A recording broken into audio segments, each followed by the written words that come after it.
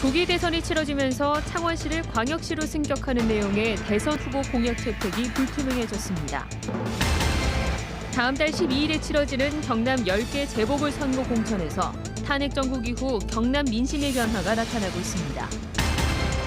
112 허위 신고가 경찰력을 낭비하게 하고 있습니다.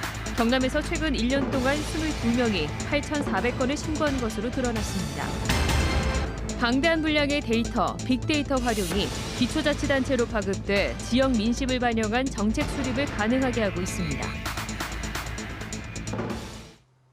여러분 안녕하십니까? 경남 소식입니다. 대선 공약을 통한 창원광역시 승격 운동이 좌초 위기에 놓였습니다. 대선을 40여일 앞둔 상황에서 각 후보마다 공약 채택을 꺼리는 데다 국회 법안 처리도 장기간 표류할 가능성이 높아졌습니다. 김현수 기자의 보도입니다. 광역시로 승격되면 창원시가 얻게 될 혜택을 설명하는 대형 만화가 그려져 있습니다. 시민들은 만화를 보며 기대감을 드러냅니다. 다른 것들은 지금 완전히 발전이 지금 퇴보되어 있잖아요. 네. 그런 기대, 광역시가 되면 좀 나아지지 않겠나 이런 기대를 하고 있습니다. 하지만 대선 공약을 통해 창원광역시 성격을 추진하겠다는 창원시의 전략은 불투명해졌습니다. 대통령 탄핵에 따른 5월 조기 대선 체제에서 정당마다 창원광역시 성격 공약 채택을 외면하고 있기 때문입니다. 자유한국당 대선기획당장으로 임명된 창원 지역구 이주영 의원까지 창원광역시 성격 공약은 현실성이 없다며 선을 그었습니다. 사정이 이렇게 되자 안상수 창원시장도 남은 기간이 촉박해 창원광역시 공약 채택이 어렵게 됐다는 속내를 드러냈습니다. 대선 공약이 불발될 경우 국회 안전행정위원회 법안심사 소위에 계류 중인 창원광역시 법안은 장기간 표류가 불가피해 보입니다. 이 때문에 창원시가 수십억 원의 예산과 전 행정력을 동원하고 있는 창원광역시 성격 운동을 자제해야 한다는 목소리가 창원시 의회를 중심으로 나오고 있습니다. KBS 뉴스 김현수입니다. 대통령 선거 전초전격인 4.12 재보궐선거 후보 공천이 사실상 마무리됐습니다. 경남 재보궐선거구 10곳 가운데 자유한국당은 8곳에서 더불어민주당은 7곳에서 후보를 내면서 탄핵 정국 이후 경남 정치권의 변화가 감지되고 있습니다. 송윤중 기자가 보도합니다. 도의원 2명과 시군의원 8명을 뽑는 4.12 재보궐선거를 앞두고 각 당이 후보 공천을 마무리했습니다. 자유한국당은 10곳 중에 8곳, 더불어민주당은 7곳에, 바른정당은 5곳, 국민의당과 정의당은 각각 2곳에 후보를 냈습니다. 보수 성향이 강한 경남에서 자유한국당이 모든 선거구에 후보를 내지 못한 것은 이번이 처음입니다. 탄핵 정국으로 경남 정치 지형에도 변화가 생겨 공천 지원자의 경우 더불어민주당이 16명으로 자유한국당 11명보다 많습니다.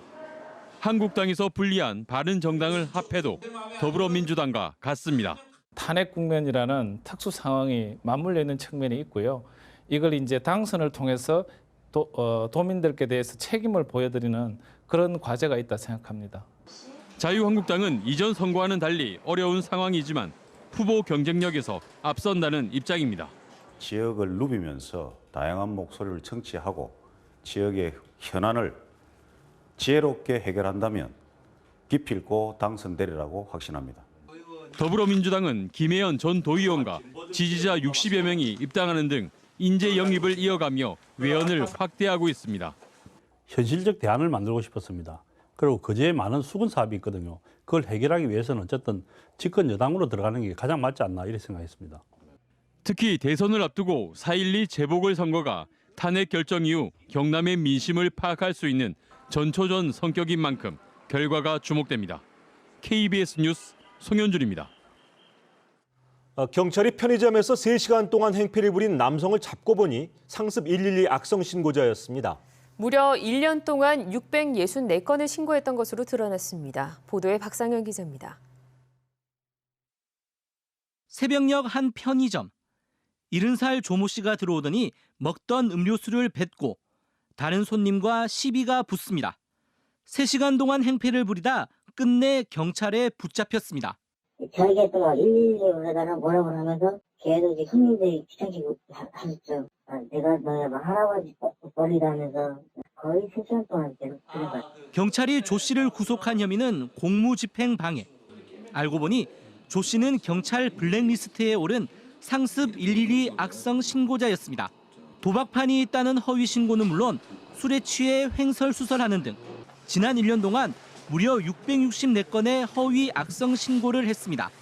조 씨처럼 경남 지역의 악성 신고자는 모두 22명으로 최근 1년 동안 이들의 신고만 8,400건에 달했습니다. 허위 악성 신고에 따른 경찰 행정력 낭비는 불가피합니다. 악성 허위 신고로 인해서 정말로 긴급하고 또 경찰의 도움이 필요한 국민들이 112 신고 출동 지연으로 인해서 더 큰 피해를 볼 수가 있습니다. 경남경찰청은 악성 신고자에 대해 형사 입건 등 엄정하게 대처하기로 했습니다. KBS 뉴스 박상현입니다. 눈에 보이지 않는 지역의 민심을 수치로 나타낸 빅데이터가 정책 수립의 밑거름이 되고 있습니다.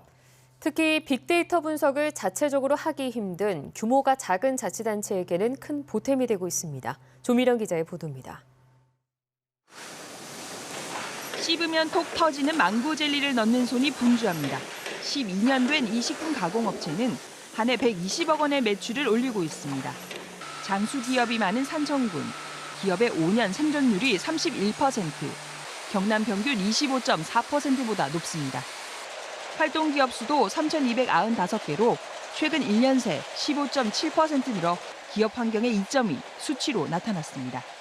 88 고속도로가 불필요한 바람에 저희들이 모든 조건이, 입지 조건이, 교통 여건이 좀 많이 좋아진 상태라 그러다 보니까 좀 앞으로도 많은 기업들이 좀 들어오지 않겠느냐. 빅데이터에는 민심이 시각적으로 드러납니다. 산청하면 떠오르는 키워드는 동의보감촌, 이어 관광객, 지리산, 한방 항로화 산업 순이었습니다. 산청 한방 약초축제도 축제, 청정, 즐기다 등의 긍정적인 단어가 70%를 넘었습니다. 한 해 11억여 원의 예산으로 지역 중고등학생 170명의 사교육을 담당하고 있는 우정학사도 마찬가지. 산청군에서 운영하는 공립학원인 이곳 우정학사도 긍정적인 키워드가 70%로 그렇지 않은 부정적인 키워드보다 4배가량 높게 나타났습니다. 산청군은 동남지방통계청과 함께 최근 5년의 산청군의 변화를 빅데이터 키워드 중심으로 분석했습니다. 이런 빅데이터를 기반으로 해서 산청의 중장기 발전 계획에 반영을 해서 보다 더 나은 산청군을 이끌어 나갈. 동남지방통계청은 경남 지역 기초자치단체 가운데 올해 산청군과 고성군의 빅데이터 분석을 지원할 계획입니다. KBS 뉴스 조미령입니다.